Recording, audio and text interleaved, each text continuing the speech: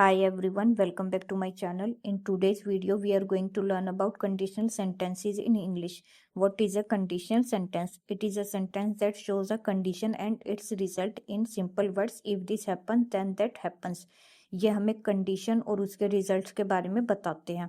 जिस सेंटेंस से हमें कंडीशन और रिजल्ट का पता चलता है वो हमारे कंडीशनल सेंटेंसेस होते हैं. For example, if you study you will pass. In this video we will learn the different type of conditional sentences.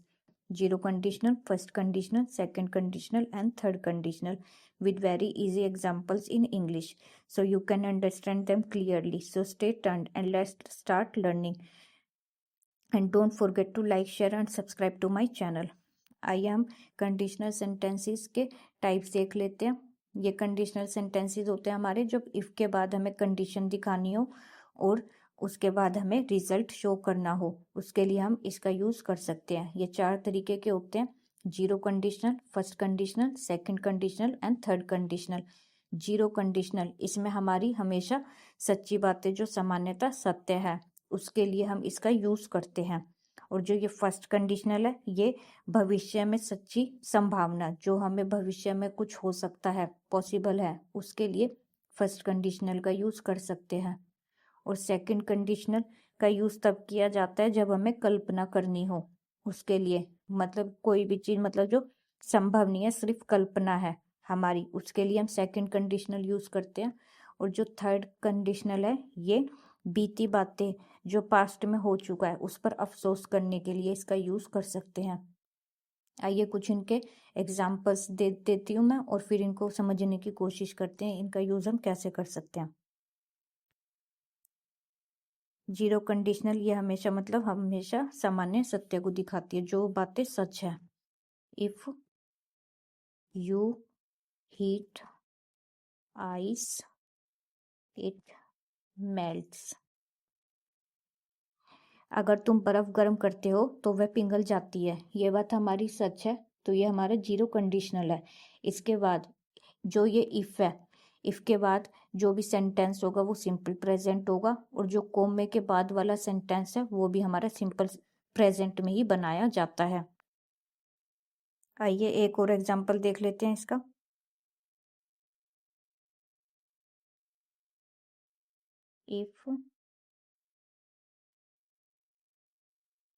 If you mix red and yellow you get orange.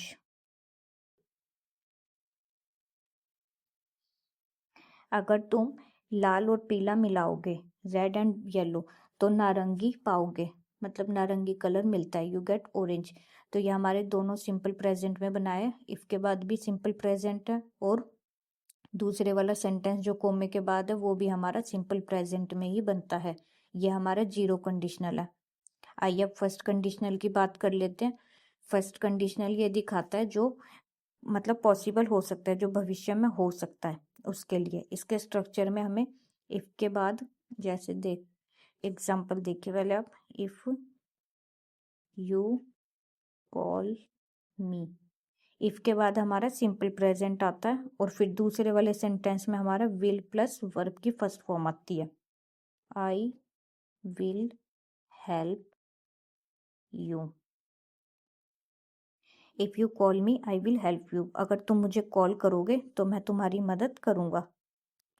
तो इस तरीके से यहाँ I will, यहाँ पर हमारा will लगता है फर्स्ट कंडीशनल में, जीरो वाले में नहीं लगता. जीरो में दोनों सिंपल प्रेजेंट में बनते हैं और जो ये फर्स्ट कंडीशनल है इसमें हमारा विल लगता है. If you call me I will help you. अगर तुम मुझे कॉल करोगे मैं तुम्हारी मदद करूंगा.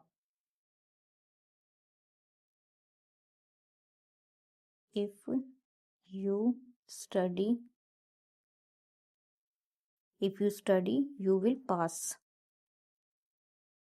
यू विल पास.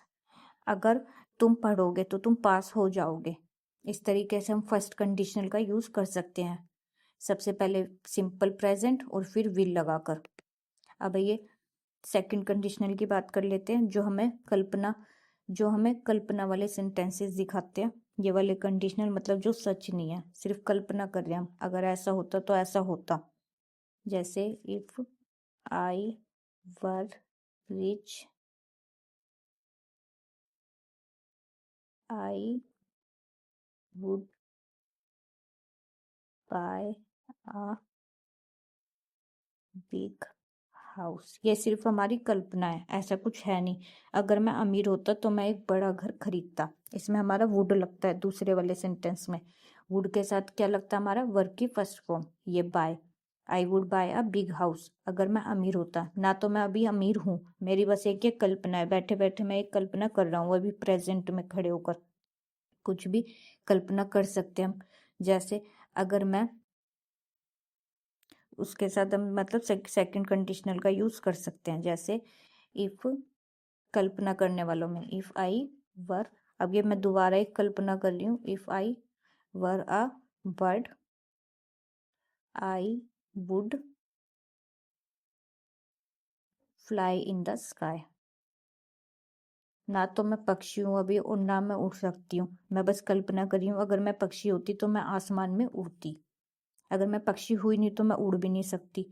तो ये मेरी क्या है, ये कल्पना। इस तरीके से हम सेकंड कंडीशनल का यूज कर सकते हैं।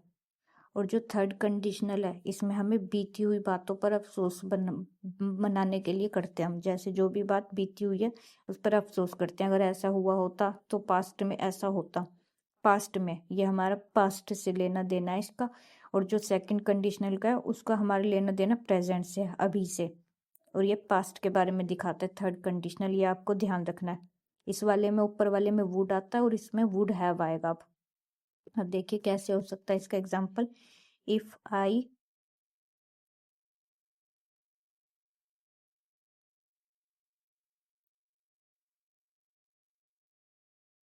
if I had studied, if I had studied, I would have passed.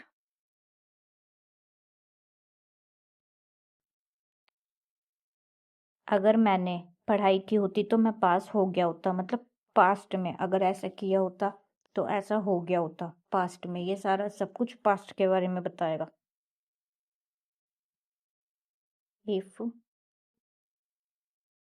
if he had early,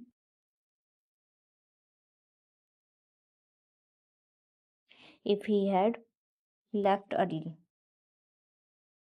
left early, he would have caught the train, caught the train. If he had left early, he would have caught the train. अगर वह जल्दी निकलता तो वह train पकड़ लिया होता, मतलब उसने ट्रेन पकड़ ली होती। अगर ऐसा हुआ होता पास्ट में तो ऐसा हो चुका होता।